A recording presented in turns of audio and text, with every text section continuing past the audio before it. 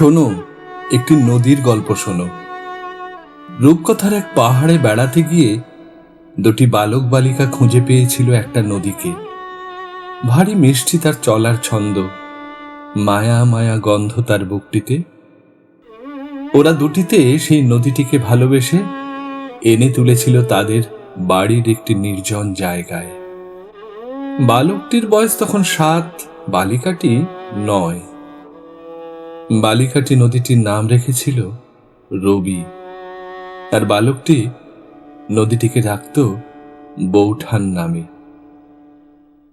নদীর চোখের রং ময়ূরকণ্ঠী, নদীর তীরে হলুদ অমল তাস।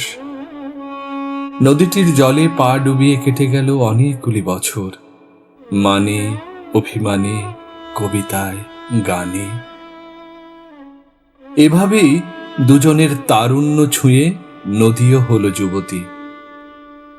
নদী ভুলিয়ে দেয় অপমানিত বঞ্চিত নারীটির সকল দাহ, সকল ক্ষয়, সকল শূন্যতা।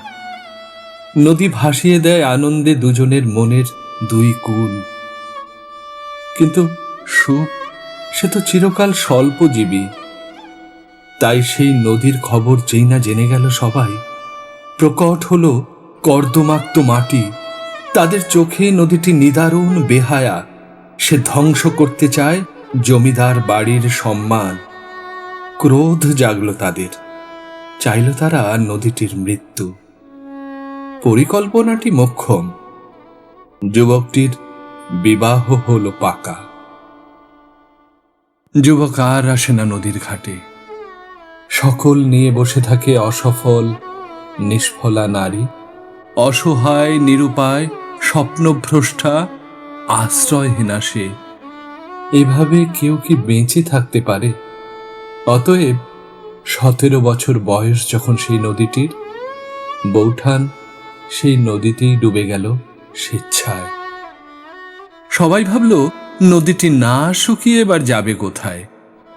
কিন্তু বৌঠানের মৃত্যুর পর রবি সেই নদীটিকে নিয়ে এলো নিজের বুকের মধ্যে। সেই নদীটিকে সঙ্গে নিয়েই সে হলো প্রৌঢ়, বৃদ্ধ হলো। 80 বছর বয়স হলো তার। স্বর্গ থেকে রথ এলো, শেষ নমস্কার জানিয়ে বিদায় নিল সে 22শে শ্রাবণ। সবাই ভাবল এবার নিশ্চয় শুকিয়ে যাবে নদীটি। কিন্তু না, এ নদীর প্রবাহ শেষ হবার নয়। রূপকথার পাহাড় থেকে ঠাকুর বাড়ির ছাদ হয়ে যে নদী একদা আশ্রয় নিয়েছিল রবীন্দ্রনাথের বুকে, সে নদী এখন বয়ে চলে সর্বত্র।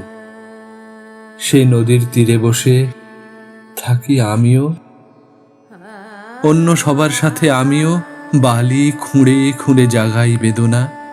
সেই বেদনার কাছে ভালোবাসার আজন্মের ঋণ।